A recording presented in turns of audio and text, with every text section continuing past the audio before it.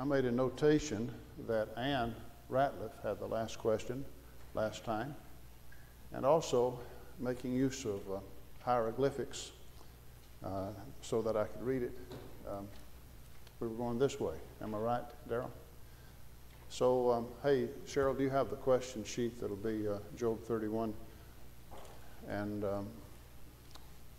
Aaron, will you do the honors? This will be Job 31. Page 13 is what it will say at the top. Does anybody need a copy of these questions before we proceed? If so, please raise your hand. We see Tom over there. Brother Baggett, good to see you this morning. You know, I think in terms of really several have been out sick. I'm glad Joan is better. Julie's back with us. And if when you're sick and you're not here, you are missed. And when you're back, we are thankful. Joe, you've been sick. We're glad you're back. Good to see all of you. Anybody else need questions? Is that everyone, Aaron? Okay. Well, with that in mind, let's proceed. You know, here again, Sister Kaysen, when you were teaching school, did you ever review your students on things you'd already covered? Yeah. You did. Okay. So it's okay to review a little bit.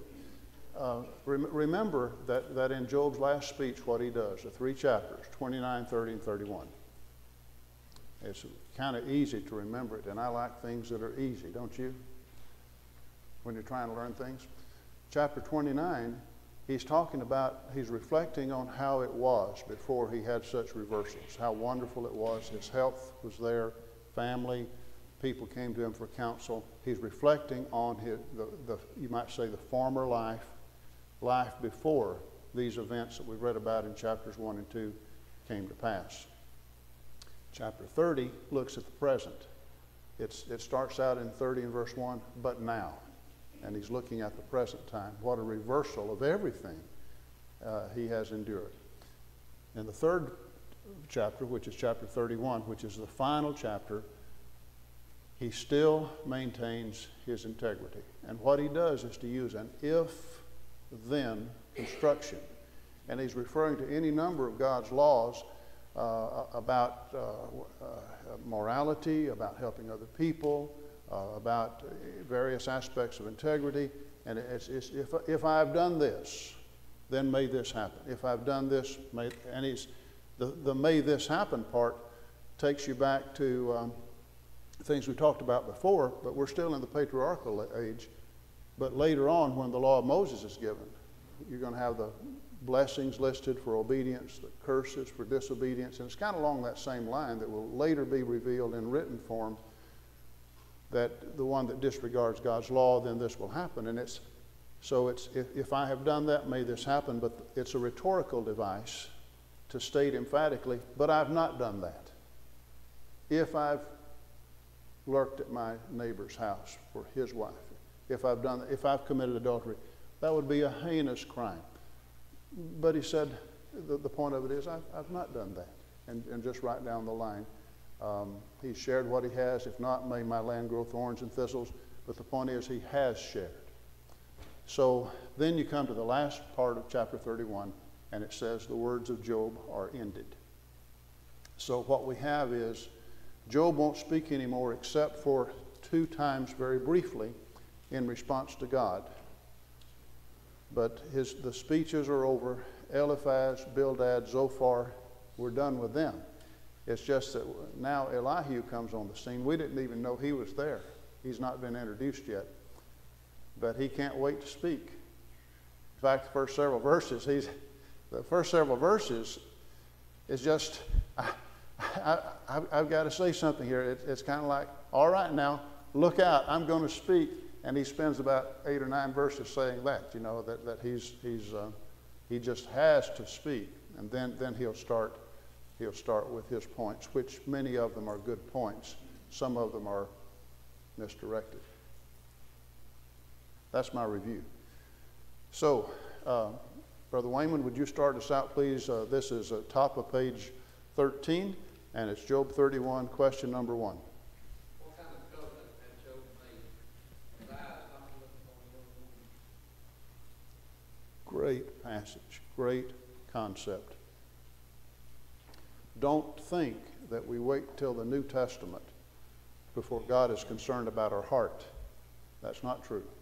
Throughout the Old Testament, God is seen as deeply concerned about the inner man. Number. Does the New Americans, does the New King James say look on? It does. It does. The New American Standard uses the word gaze. That's correct.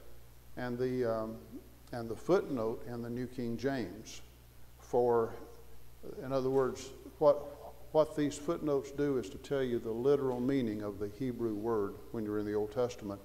And for look it says look intently or gaze. So, yeah, right. There's a difference in looking and staring. There's a difference in looking and lusting, and this is that kind of gazing that we know. We all know what that means. Nobody has to have that explained, I trust. Number 2 is next. Thank you, Darrell, for pointing that out. What question did Job ask in the first word? Does he not see my ways and count all my steps? See, Job is saying, I'm aware God sees everything. I can't deceive him. I can't fool him. He knows everything. So it wouldn't do any good for me to do these things and think that would escape God's notice. That's his point. It's part of his laying this argument again of his integrity. James, number 3. Okay, let's see here. Cheryl, we'll come up to you. If he had walked in falsehood, deceit, etc., what did he request should happen to him? That he be weighed in a just balance, and that none of the things he has suffered. Yeah. Number 4 is next. What did you say about his wife? He started out by saying that my heart's been deceived by another woman, or laid in wait at my neighbor's door, and then let my wife grind to another and let others bow down upon her. Okay. Which would be a terrible thing, but again, it's just a way of maintaining that he has not committed adultery. We continue with number 5.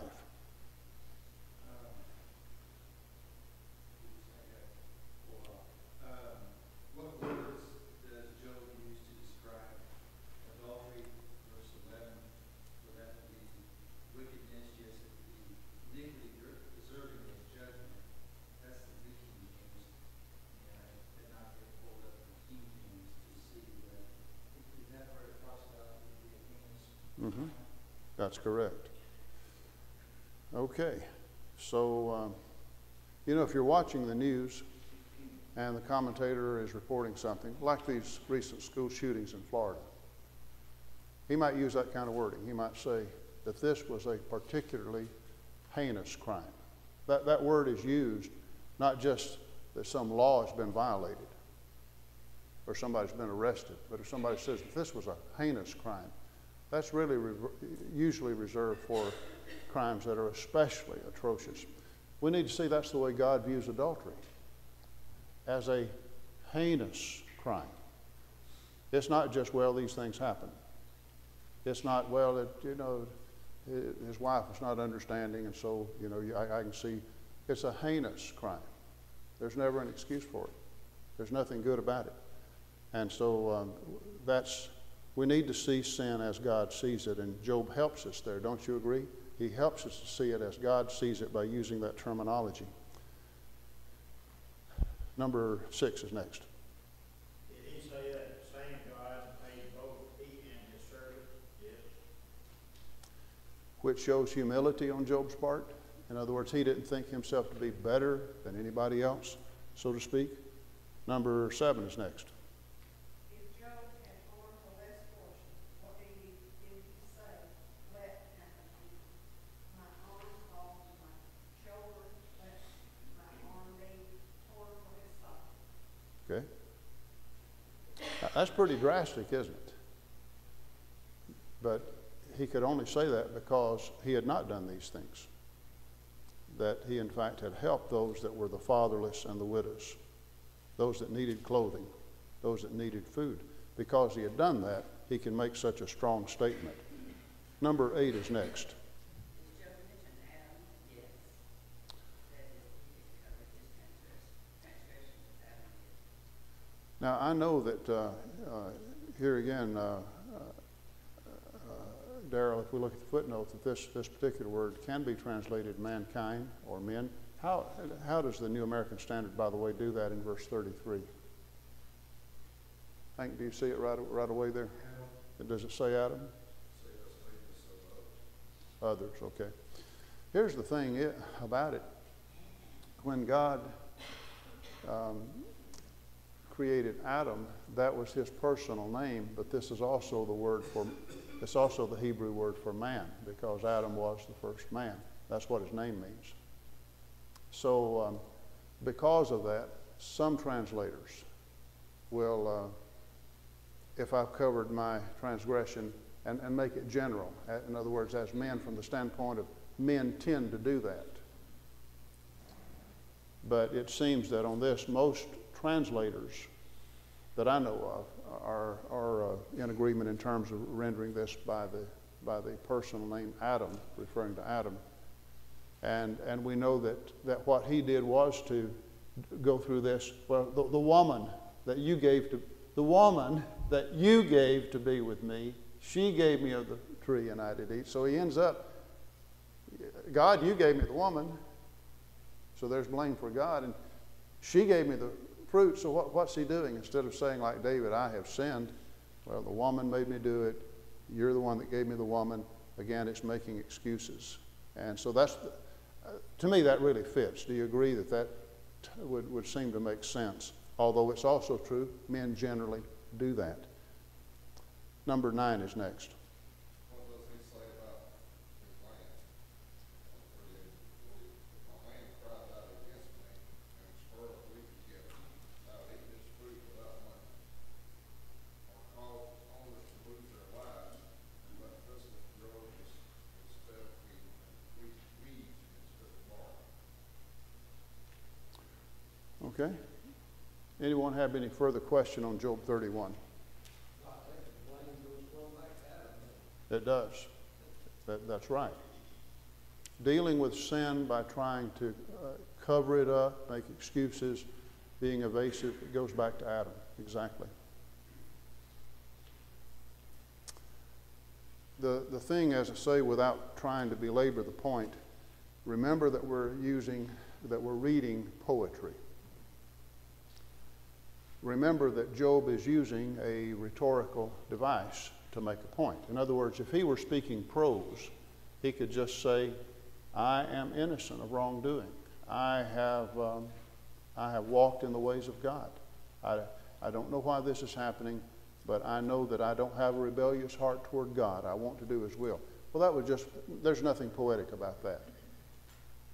But in the genre, in the type of writing that this is, you have to consider that you're not dealing with prose, you're dealing with poetry. And a rhetorical device is very effective, as Job uses. But if you miss that, if you don't see there's an if-then construction, and he's using several examples, but where the point is the same. If I've done this, well, yes, it would be right that I be punished. If I've done this, it would be right that I lose everything. But I have not done that. And so that's the thing that throughout here that Job is saying right up to the end. Not declaring that he is sinless. Not declaring he needs no forgiveness. But he's not walking in rebellion. He's not living in wickedness, and he knows that. And he will not back down from that. Okay. Well, I'll tell you what we need to do now is look at Elihu. Anyone have anything else before we continue?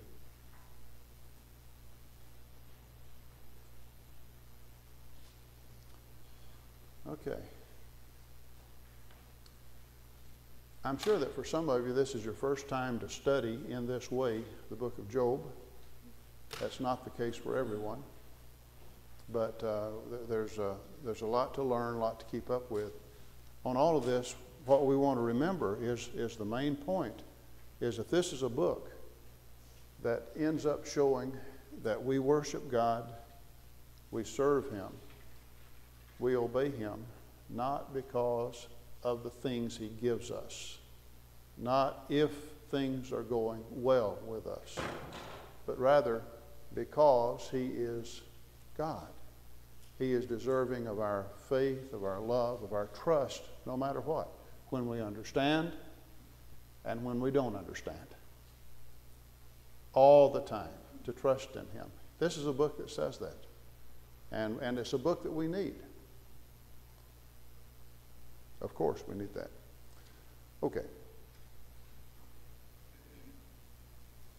Well, let's open to chapter 32. I know you're already there.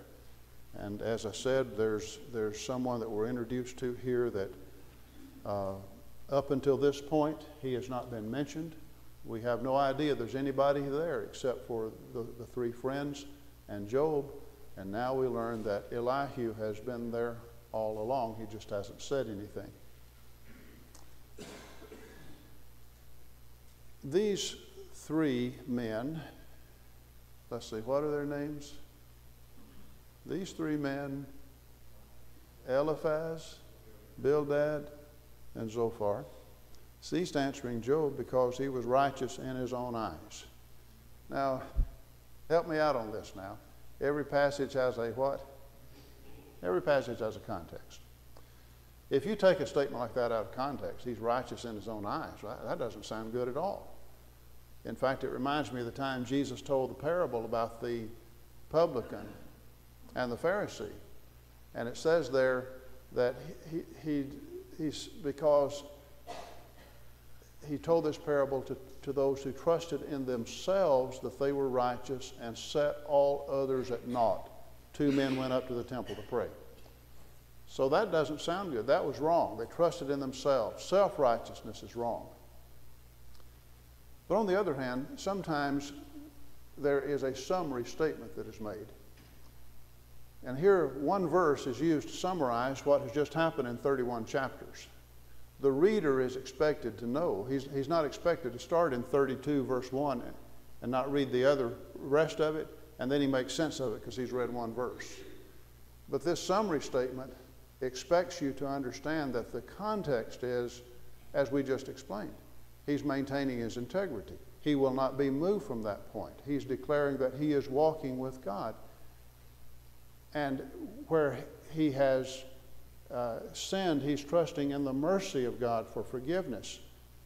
He's trusting in God no matter what. Though he slay me, yet will I trust him. I know that my Redeemer lives. Key verses we've talked about. So in that sense, he's righteous in his own eyes. That is, his assessment of himself was that he was one who loved the Lord. He was walking with God and righteous in that sense. And what that is doing is letting these previous 31 chapters tell us what that means. Anything else is unfair to Job, and it's unfair really to what God said about Job, in the first couple chapters and what he'll say at the end of the book. Okay, so, it's another way of saying, okay, we're at an impasse now. We're at an impasse because they've said all they know to say, and Job has said all he's going to say. We're kind of at an impasse here. And that's when Elihu comes on the scene. Have any of you noticed the meaning of the word Elihu, what that means?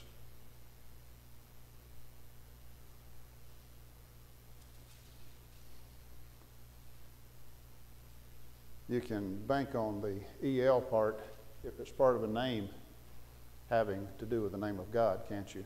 Elohim.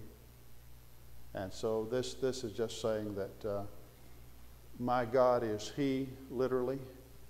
The idea being that God is my God, Elohim is my God. So that's what his name means. And it's interesting, we don't know anything about the genealogy of those first three. A bit was said about where they lived, the Temanite and so forth. But not anything is given about genealogy for Eliphaz, Bildad, and Zophar. But here a little bit is given about this man's genealogy, and reference is made to his being the son of Barachel the Buzite of the family of Ram. And this Buz, in Genesis chapter 22, Buz was the second son of Nahor, Abraham's brother. So it is of interest that when we're introduced to him that there's that patriarchal connection. We've been talking about this being in the days of the patriarchs. But this puts him in the family of Abraham, again with the mentioning here of Buz or Buz, if it's that being a long U. So it's just one of those things that for whatever reason his ancestry is given, whereas that of the other three friends, nothing is said at all about their ancestry. And I'm not making a point about it. It's just an observation. Jonathan, would you agree that our task as students is to start with seeing what is there, to discover what the text says? And there may not be any particular reason beyond just letting us see the association with Abraham and the family there. I mean, that may be it. So but we still notice that much about it. What you will see in these opening verses about Elihu is that the word anger occurs a lot of times. Did you notice that? Notice in verse 2, what does it say? The wrath, when we're first introduced to Elihu, we're told he's angry, because the first thing it says is the wrath of Elihu is aroused against Job. And continuing in the middle of verse 2, what does it say again? His wrath, are you with me? His wrath was aroused, why?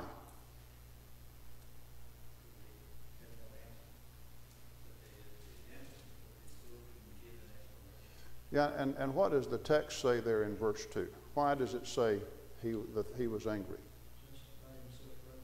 He justified himself rather than God. In other words, that's Elihu's take on it.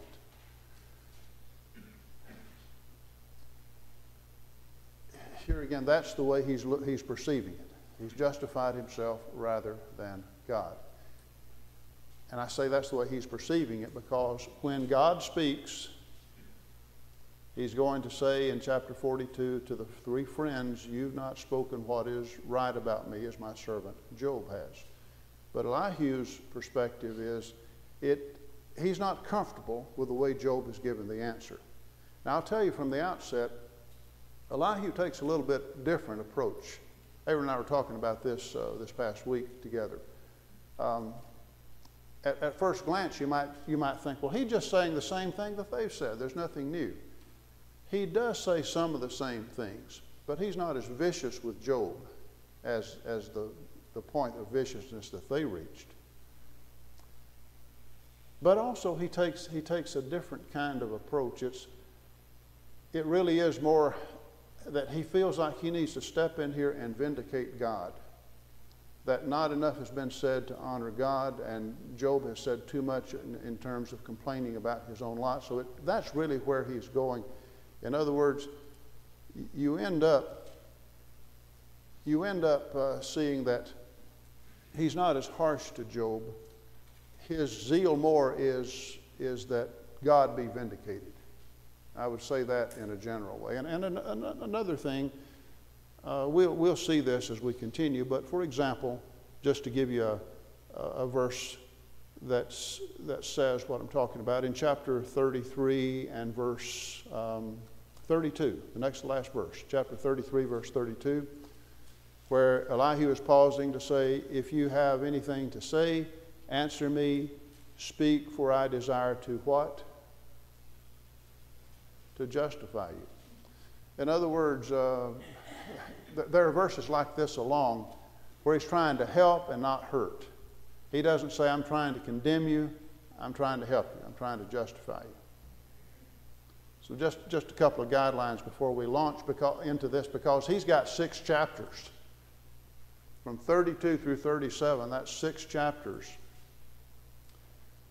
So we need to have some guidelines as we approach that, don't we? For that to be meaningful to us. So there's anger, but even if it's misdirected and he's harder on Job than he should be, his intentions are still noble from the standpoint he's just not comfortable with the light that God has been put in with what Job has said. That seems to be what emerges. And yet throughout here there's more gentleness with Job, even though there's some hard things said. it's still more measured and more balanced than the point was reached with these other three friends. Yes? Do you feel like the fact that he was several years younger than Job and his other men, that he was showing Job some respect in the way he went about saying what he had to say? I think that to a degree there is respect shown for sure, not just for Job, but the other three men that were older than him. And yet, it's not altogether respectful. And I found also it to be interesting that these others do not call Job by his name. And yet Elihu, who is younger than Job, refers to him by Job several times. For example, 33 verse 1. Please, Job, hear my speech. He's really coming across here. It kind of reminds me of Brother Fanning. You know, everybody knows old school brother. Well, not everybody knows him anymore, but old school Brother Fanning, one of the kids in training class. I have no idea what it was. Doesn't matter. But I asked a question, and it was like what or huh or something like that. And Brother Fanning, what did you say? You say, sir, to Brother Malden. Well, I mean, I wasn't demanding the kids say yes, sir, but it was offensive to him. You know, here's someone little calling someone older by their first name, or you know, a huh or a what instead of a sir. And I'm just saying this to answer your question. What I have read along that line, that there are scholars who will say that there's a breach of etiquette here. The number of times when he calls Job by his name, kind of like a younger person calling an older person by his first name when it's just not. Kind of reminds me of Brother Jenkins telling me going somewhere to hold a meeting, and he says there's about a 14-year-old kid that got up to make the announcements. And he talked about Pharaoh's going to bring the lesson. But it's just, I mean, I know that's the way it is. You know, kids that are in their teens call people in their 60s by their first name. That doesn't mean he liked it. He didn't like it at all. But maybe that's too much to answer the question. Yes, there is respect shown for the elder, but not consistently. There are places that is not always the case. Good question, though.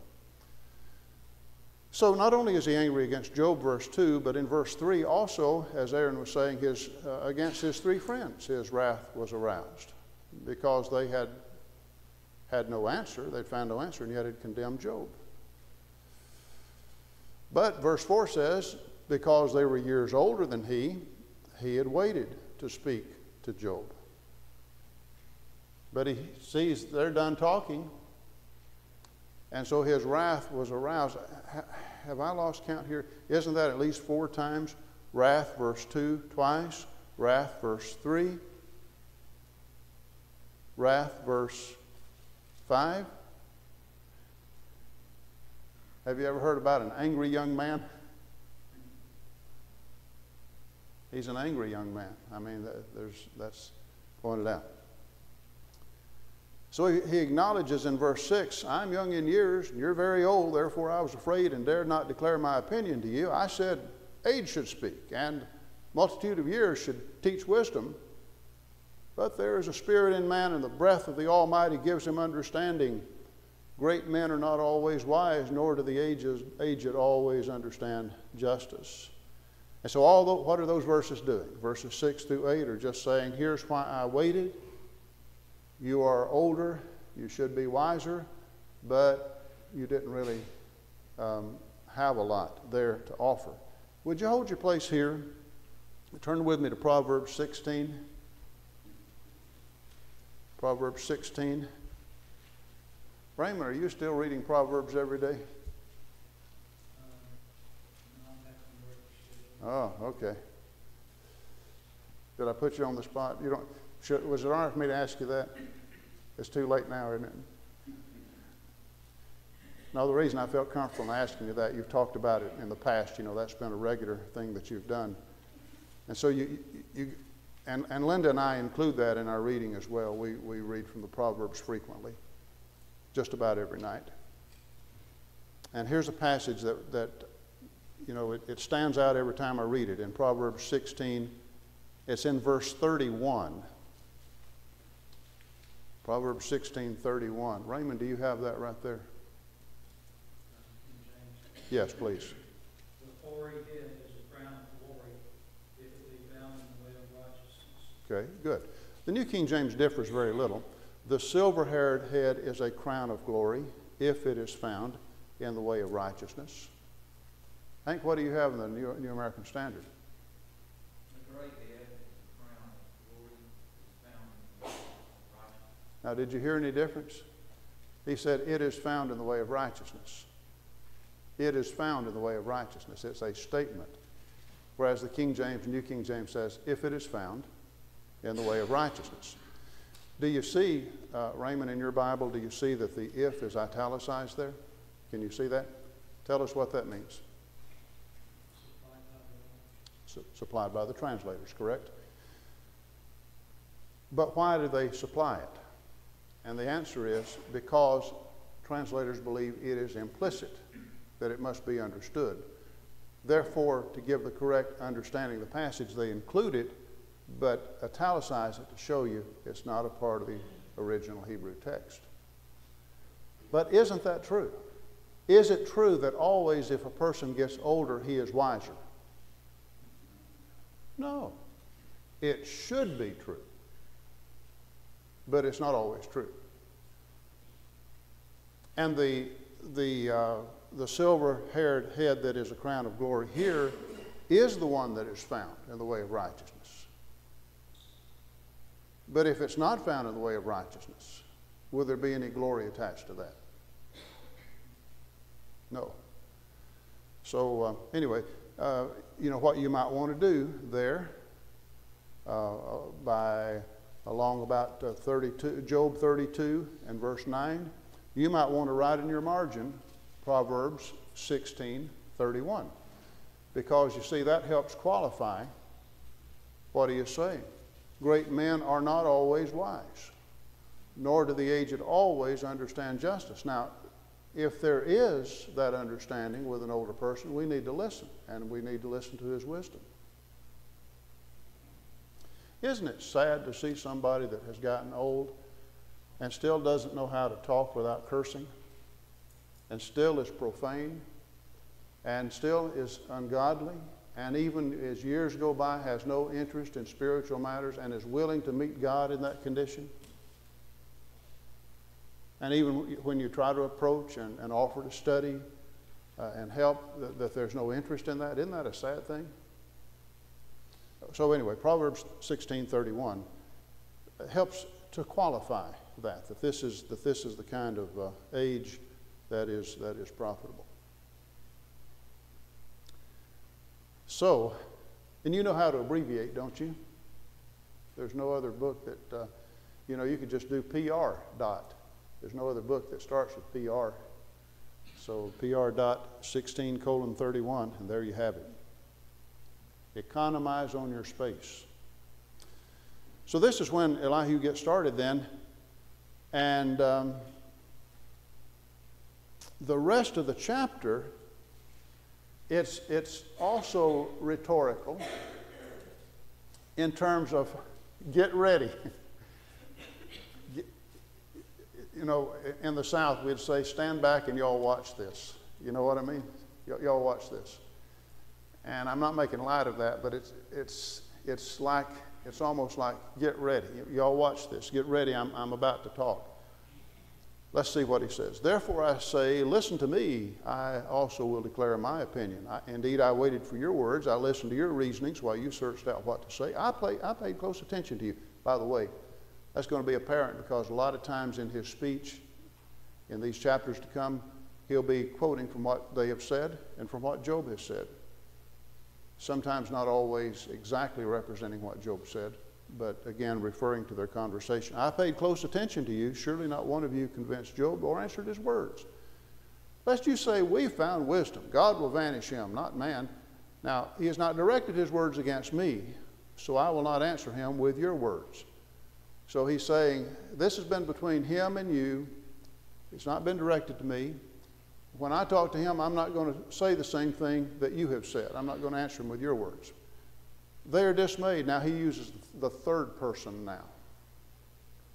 You is second person. You. When he says they, it's the same people as the you. He's just switched from second person to third person. Y'all got all that in grammar school, right? Yeah. English was your strong point, correct? Yeah.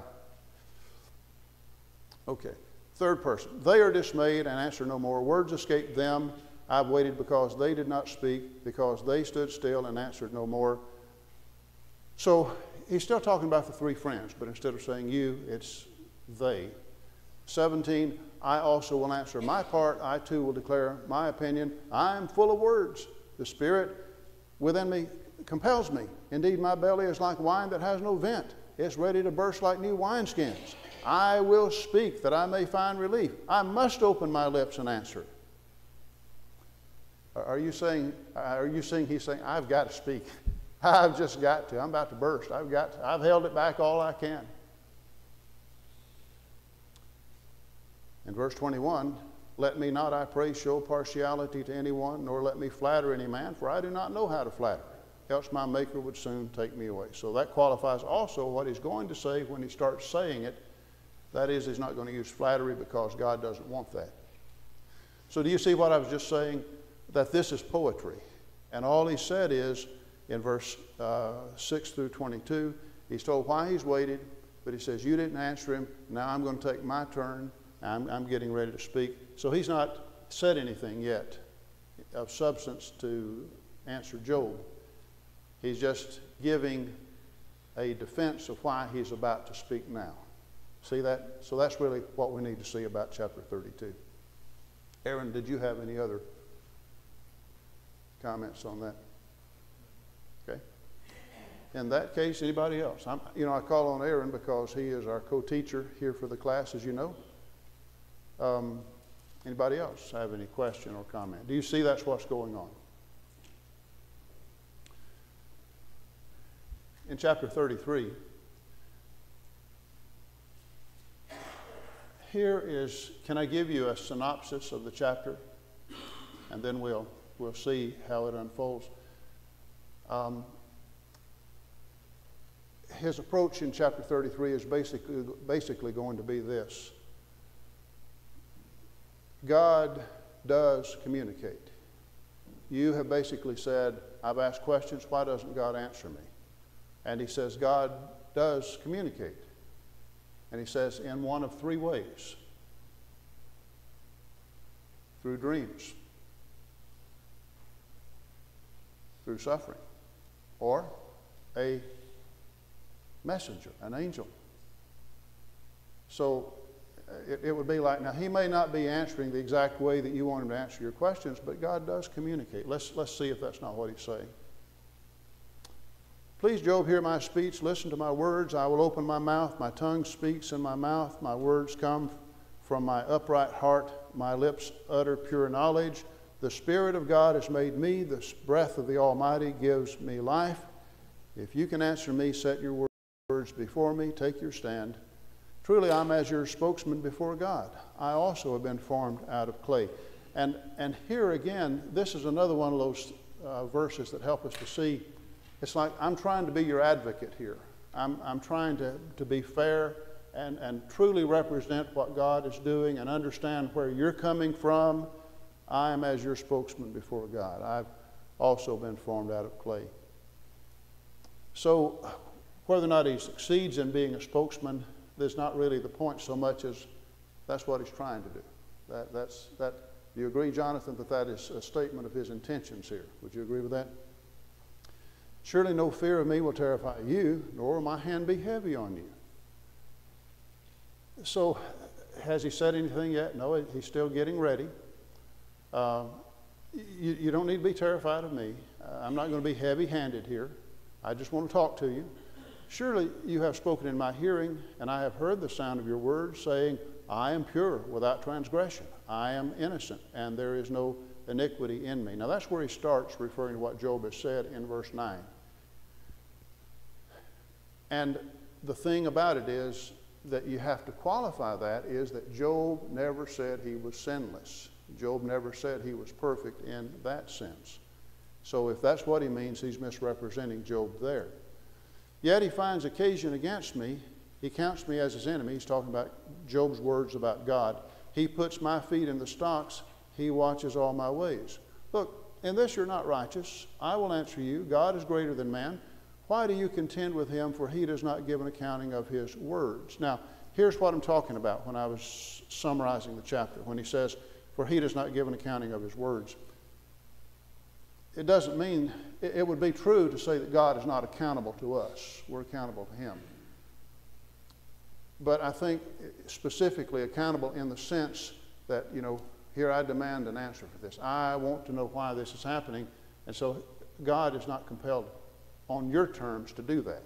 That's really what he means. But he doesn't stop there. God may speak in one way or another, verse 14. So what he is addressing here is something that was very troublesome to Job. It's like I cry out and there's no answer. I look to the left, he's not there. I look to the right, I go north, I go south. Remember that? Where he has expressed so many times that if only I could present my case and God would answer me. And so Elihu has said, well, God may speak in one way or in another, yet man does not perceive it. That is to say, you may not always know that this is God behind this, or you may not catch on to that, but still God is there. So what do we have? Verse 15, in a dream.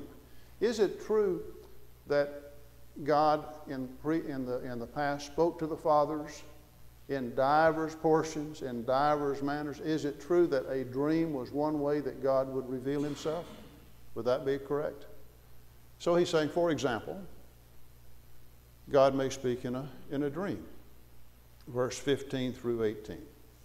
Secondly, verse 19. Now, here's the way. Can I give you a hit for Bible study? Okay. Here's what I would do. Here's what I would do. If I marked in my Bible and I were you, right beside verse 15, I would write the number 1. Just 1. Number 1. And circle it, 1.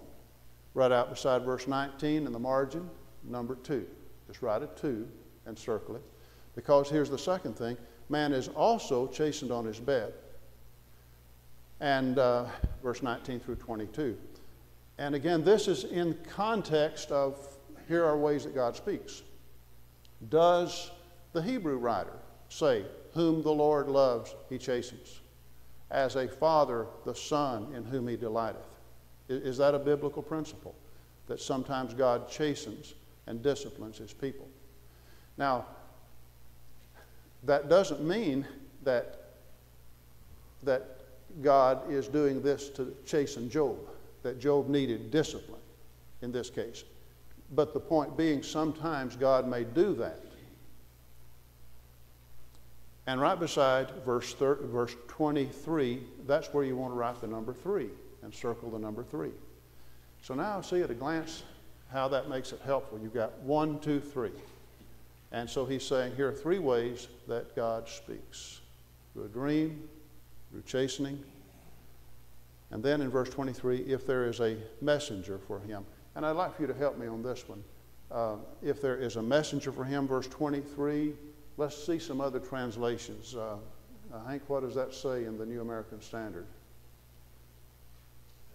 23, mediator? No. The very first line. If there is an angel. All right, an angel. That's what I'm looking for. You will either have the word angel or you will have the word messenger. The Hebrew word is malach. Malach. And it can be translated either way. So it can be a spirit being or it could be a human messenger. So he may use a messenger to communicate and to help. But in all this, what is God doing? Well, he's wanting to bring you back. He's wanting verse 25, your flesh to be young like a child. Now I want to ask you this. When he says your flesh will be young again like a child, does that remind you of anybody in the Bible where that's something like that is mentioned? Naaman, who had leprosy. And when he came up from dipping the 7th time, his flesh was restored like that of a child, correct? So that's the similar terminology here. And look at verse 26. He shall pray to God, and he will delight in him. He will see his face with joy. He restores to man his righteousness. So really where he's going with this, and it's like somebody's down in the pit, verse 28. But look at verse 29. Behold, God works all these things twice, in fact 3 times with a man, to bring his soul back from the pit. Now you see, now you've got some continuity, because when he says these things, the demonstrative pronouns used, these things, the antecedent is 1, 2, 3. These things God may use not just once, but he says 2 times or 3 times. Why? To bring the soul from the pit. So do you see what I'm saying? Elihu's effort is to say there's something that needs to be said here on behalf of God. He may not answer the way you required an answer, but he does speak. He communicates in different ways. And he gives him 3 specific examples and says God may use this repeatedly in an effort to bring someone from the pit and to restore that person. So that's the point of chapter 33. That's what he's saying. There's more to come, but how's our time looking, Brother Healthy?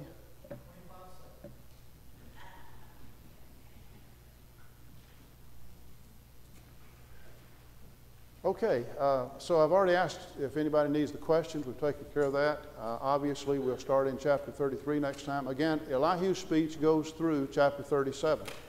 So I think this morning we really paved the way. We'll look at the main points, the rest of it. We may be able to finish the whole thing, his speech, next time.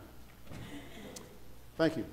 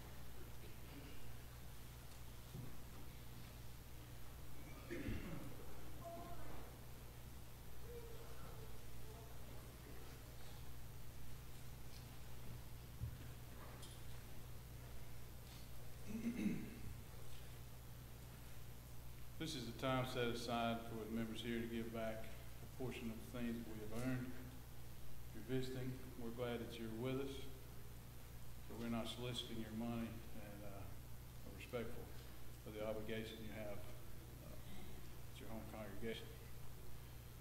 Bow with me, please. Father in heaven, we're thankful for this day. We're thankful for the opportunity to come here to worship you, study your word. We're thankful for these facilities. We're thankful for the materials that are written by men and provided here that help us to better understand what you would have us to do. We're also thankful for the opportunity as a group here to help those who are spreading your word in other places. We pray that as we make this offering, that it has been done so with a pure heart and without grudging or of necessity. In Christ's name, amen.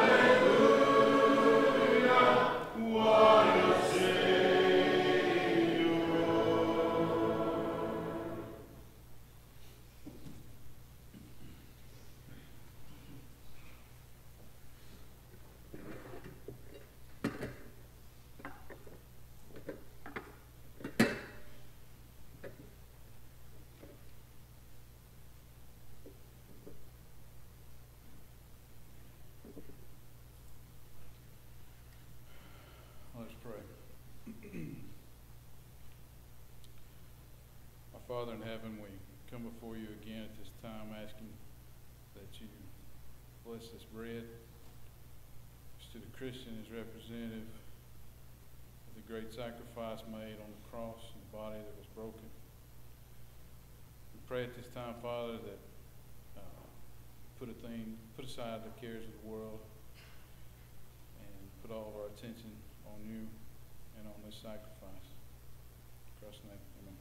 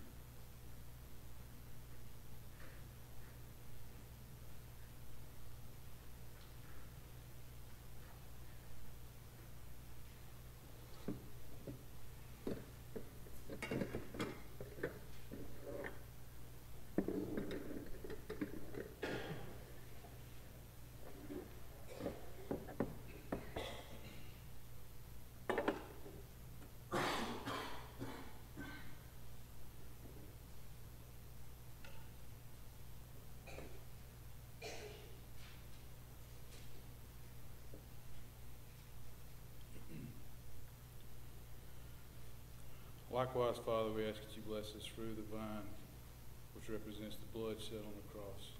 Again, we ask that we take this in a way that's pleasing to you. In Christ's name, amen.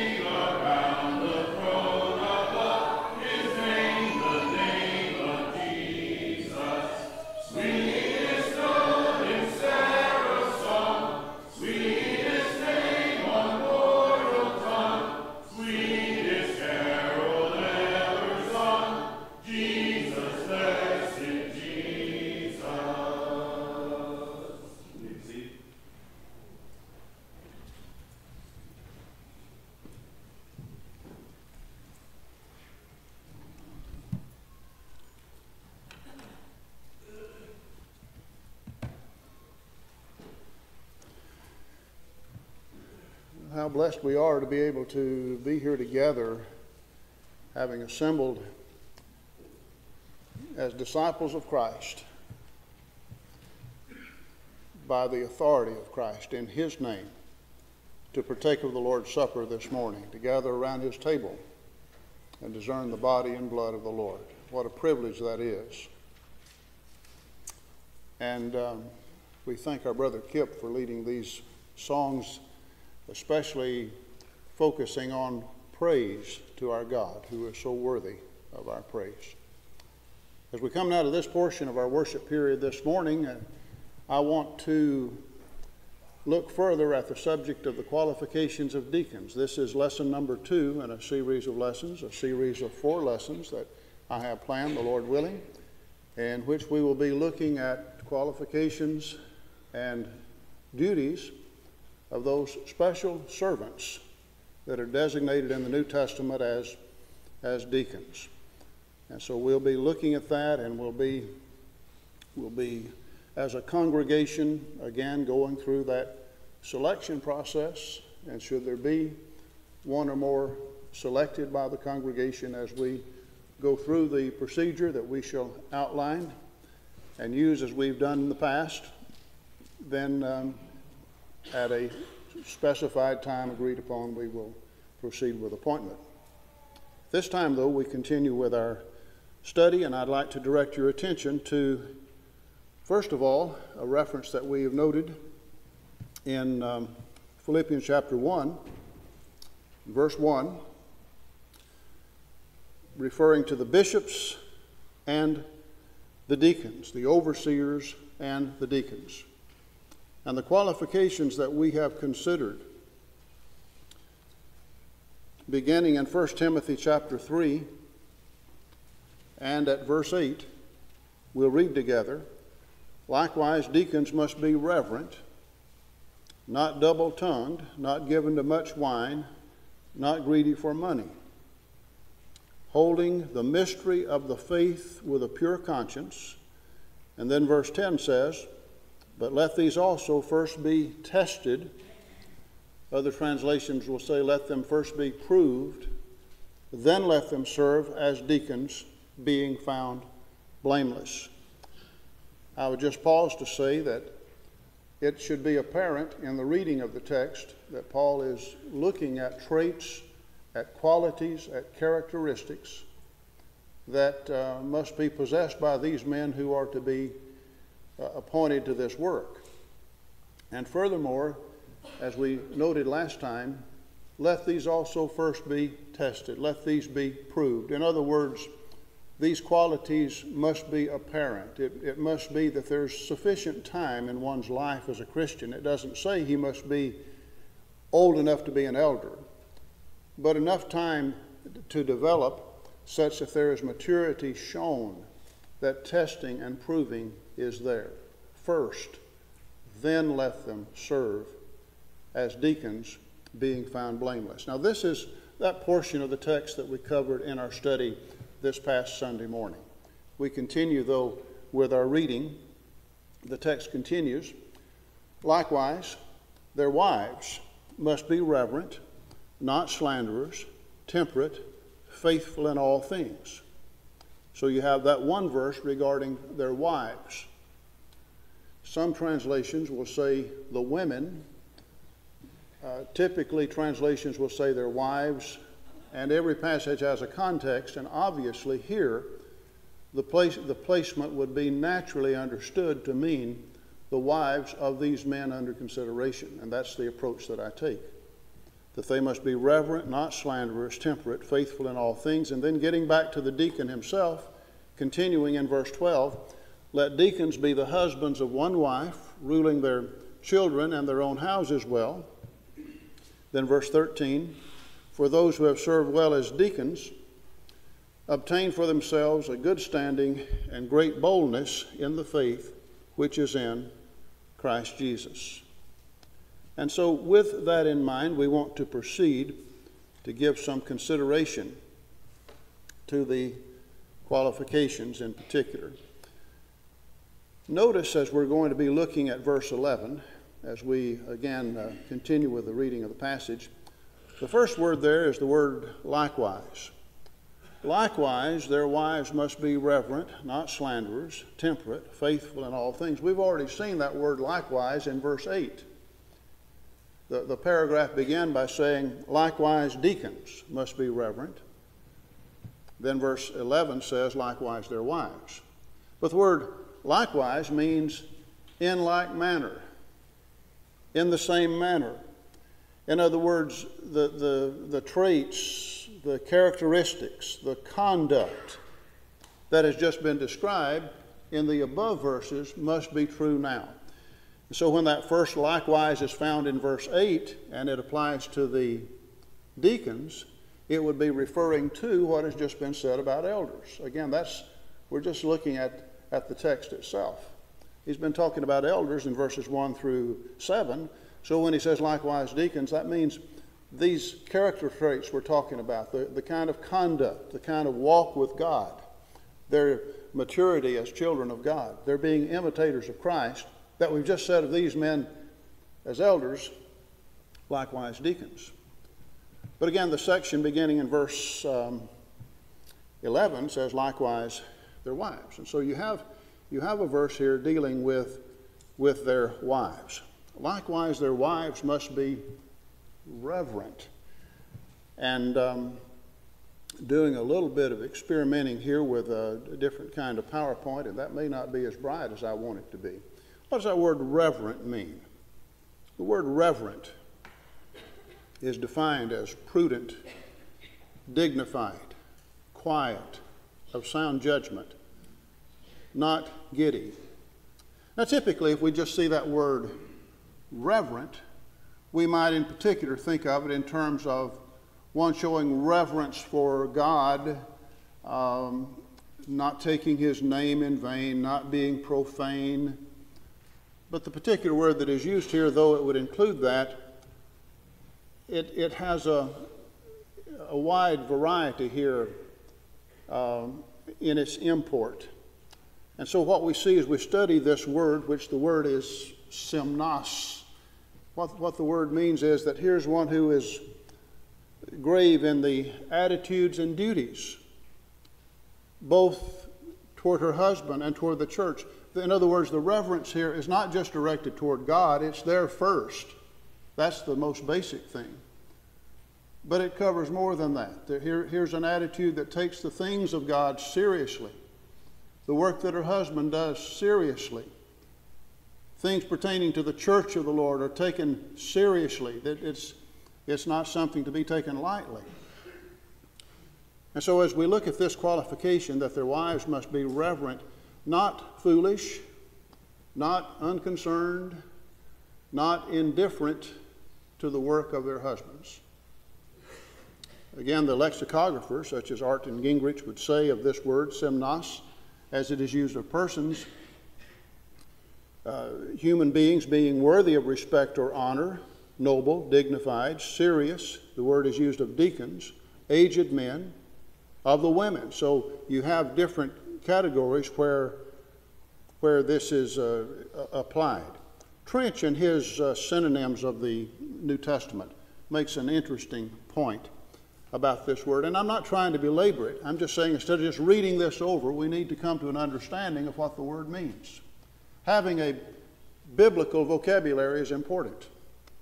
And what Trench says about this word simnos is that it has a grace and dignity not lent him from earth, but which he owes to that higher citizenship, which is also his, being one who inspires not respect only, but reverence and worship. The simnos is one who, without in as many words demanding, does yet challenge and inspire reverence and worship. Now he's saying that the individual who has this attitude, by his conduct, by, in this case, her conduct and demeanor, is inspiring and challenging others to be reverent and others to be worshipful. Trench says in regard to this particular word, how to render it in English is not very easy to determine. What that means is when you try to find just one English word that means the same thing, it's a bit of a challenge. And so it's rendered honest in Philippians 4 and verse 8. It's rendered grave in 1 Timothy 3 as well as in Titus 2 and verse 2. What Trench goes on to say is that the word we want is one in which the sense of gravity and dignity and of these as inviting reverence is combined. And so this is an important trait. It's an important attitude. And again, it's not just here of the women. It's used in other places to apply to other age groups and so forth. But here it is applied to the wives of those who would serve as deacons. So what you have here is somebody that really takes the things of God seriously, that takes the church seriously, that takes commitment seriously, and acts in such a way that's encouraging others to have this same kind of outlook toward the things of God. Reverent. Their wives must be reverent. Well, let's move on. The text says, likewise, their wives must not be slanderers. And so here is control of the tongue, not busybodies, not talebearers of idle gossip. W. Vine of Vine's Word Study says that the reference is to those who are given to finding fault with the demeanor and conduct of others and spreading innuendos and criticism in the church. And a lot of passages talk about that. For example, if you're open to 1 Timothy 3, just turn over to 1 Timothy 5. Verse 13 refers to some, Paul says, besides they learn to be idle, wandering about from house to house, not only idle, but also gossips and busybodies, saying things that they ought not. I haven't, it occurs to me I haven't said this yet again this morning, but as I said last week, and as I need to say again, these are qualities that you should have just to be a Christian. That's the thing about it when you go through the character traits, the conduct of those who would be elders, those who would be deacons, those who here would be the wives of deacons. You can go to other passages and you just see, well, that's what God expects of all of his people, and that is correct. But it is saying that those who would be either in the leadership position or the wives of such, that we are called to a stricter standard. In other words, it's not saying that God will allow somebody else to be a slanderer and get away with it, but this is inexcusable for someone who would be the wife of a deacon or the wife of an elder. There is no tolerance for that. And, of course, other passages talk about refraining our tongue from evil and see that our lips speak no guile in 1 Peter 3:10. James talks about the tongue as a member set on fire from hell. And so the care that needs to be given to the proper use of the tongue. To put it another way, wives who gossip, wives who slander, no matter what good qualities their husband has, will disqualify him from serving. The text continues. To be sober, temperate. What does that mean? To be sober, the text says. The New King James says to be temperate. The word is defined as meaning self-controlled, sober-minded, calm, even-tempered. It's really talking about a condition of the mind, an attitude. God cares about our state of mind. God cares about our emotional balance. And so here this is addressed. The thing about it is, if you're not in the position that Paul is talking about, previously being an elder, and then more immediately here being a deacon and the wife, you may be able to avoid a lot of people problems and a lot of pressure situations, a lot of emotionally charged situations that must be dealt with. You may be able to avoid that. You may not be called upon to help. That may not be your concern, you think. But the truth is, in dealing with people and people problems, that to have clarity of mind and to have an emotional stability about oneself is absolutely essential, because pressure is brought to bear on you, and how you respond to that is very important. Am I making sense to you? A related passage, of course, that talks about another context, but women who can teach and exemplify the qualities of Titus 2, verses 3 through 5. That the older women likewise, if they be reverent in behavior, not slanderers, not given to much wine, teachers of good things, that they may admonish the young women to love their husbands, to love their children, to be discreet, chaste, homemakers, good, obedient to their own husbands, that the word of God be not blasphemed. Again, I know Titus 2 is talking about the older women teaching the younger women. But again, I see a relationship here with the matter of temperate, the sober-mindedness, the balance of the mind and attitude that enables one to teach those qualities of Titus chapter 2. But finally in verse 11, I hope you heard that I said finally in verse 11 and not finally. But in verse 11, the text says, faithful in all things. Faithful in all things. Well, what does that mean? I take it to mean faithful in all things. Faithful, of course, is the idea of dependable, trustworthy. And it's not as if the Apostle Paul, by inspiration, doesn't know a better way to say it, and so he just in a general way says in all things. That's done on purpose, because this is just referring to just general faithfulness, just across the board. For example, where do you start with faithful in all things? Faithful in all things. Well, faithful to the Lord. Here again, the text is talking about first elders, first 7 verses. Then we talk about deacons, but here is a verse that says, likewise their wives. And by the way, I would understand this passage, even though it's in the center of the verses about deacons, to say likewise their wives to mean the wives of elders as well.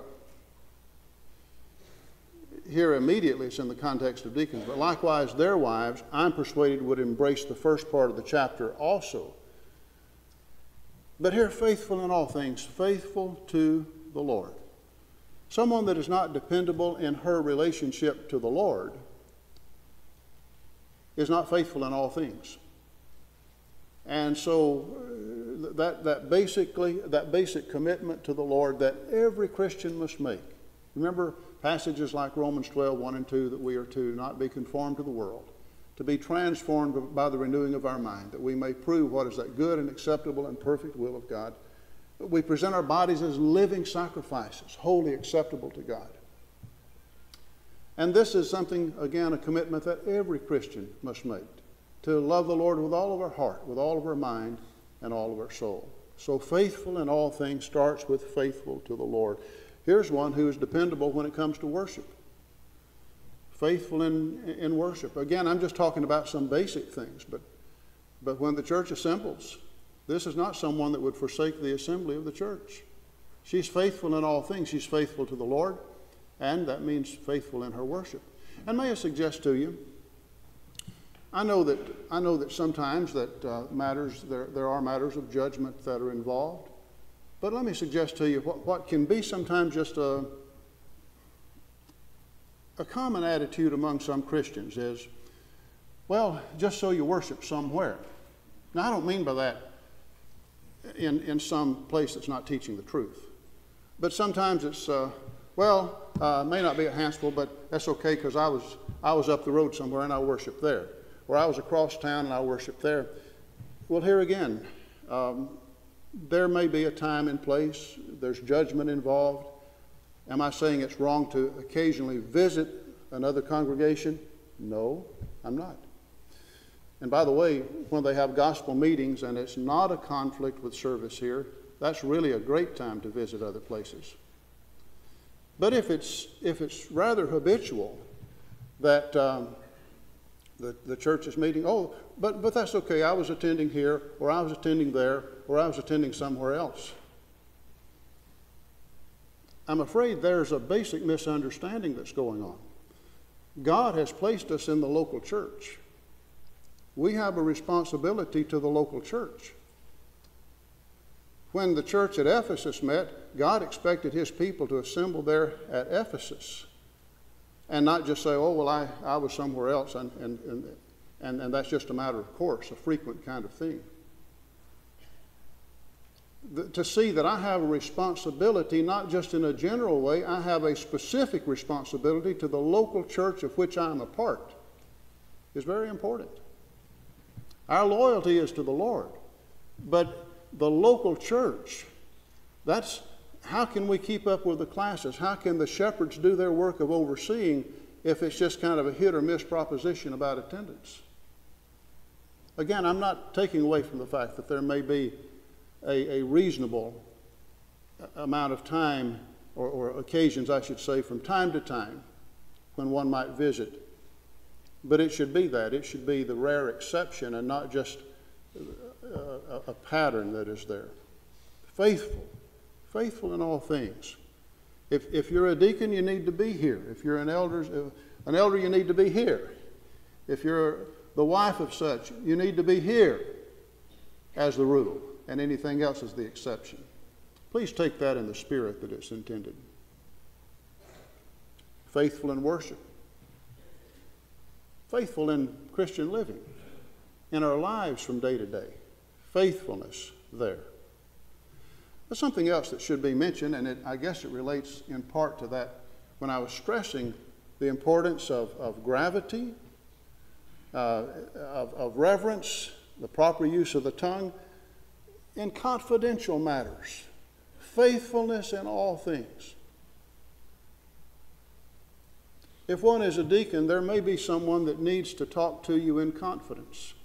It may be, and often, for example, in Acts chapter 6, when we first read of these men who were selected to do the work of serving tables, they were dealing with financial matters. And so it may be that a deacon is going to someone's house and is saying, what are your needs? Because he knows a brother or sister might need some of the basic essentials of life, of medicine or heating or some kind of emergency like that. And so to assess those needs, to report that to the elders, maybe take a check out there. In other words, know somebody's business, know somebody's needs, and help with that.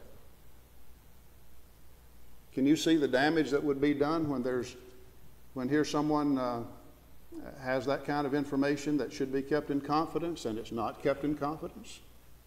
Well, that'd be disastrous. Well, that'd be very hurtful. Or someone needs to talk with you about a problem. Here's a problem I'm having. I need some counsel. I need you to hear me out. And it may be, let's just say it's a lady, and so the husband wants you, his wife, to be there for propriety's sake.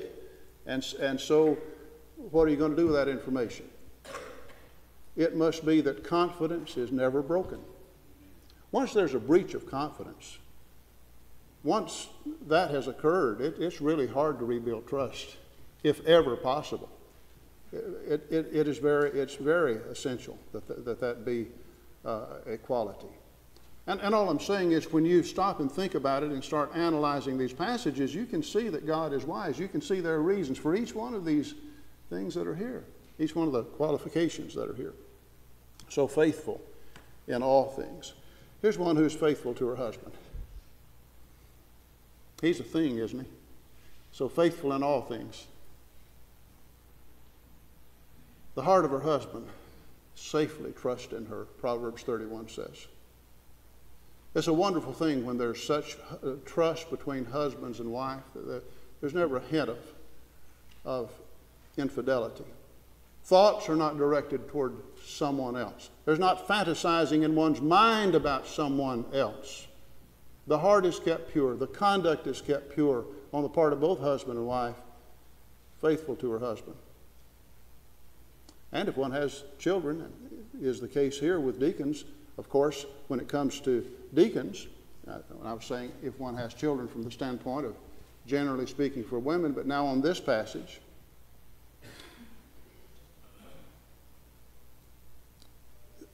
deacons must rule their houses well, their children well.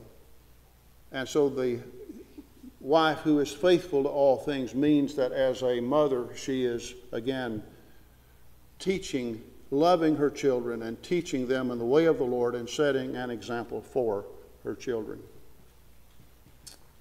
And she's faithful in all things. She's certainly not permitted to usurp authority over the man. She is his wife. She is his helper. He is the head. And so that's my analysis of 1 Timothy chapter 3 and verse 11 as the Apostle Paul addresses the Philippians with the bishops and deacons, with the overseers and deacons. We're looking at the qualities that the men must have to serve, and in verse 11, likewise their wives. And it's a wonderful thing. It's a wonderful thing when husband and wife are on the same page, when there's commonality here, when they're joint heirs together of the grace of life, and to work together in the vineyard of the Lord as a team. That's such a wonderful thing. And that's the picture here. It's not making the women into deacons. They're not deaconesses, but they have such an important role. The men that are under consideration cannot do what needs to be done without the faithful and supportive help of their wives. It cannot happen. And so both are part of God's plan. And one thing that I had determined that I want to include is that the traits of being reverent and serious and dignified doesn't mean someone doesn't have humor.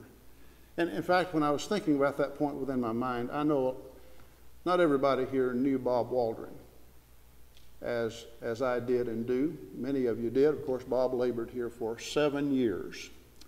But years have gone by since then, and I'm aware of that as well. But I remember those days. Bob was one of the most serious young men that I've ever known. I've told you I was 16 and he was 27 when he was my older preacher.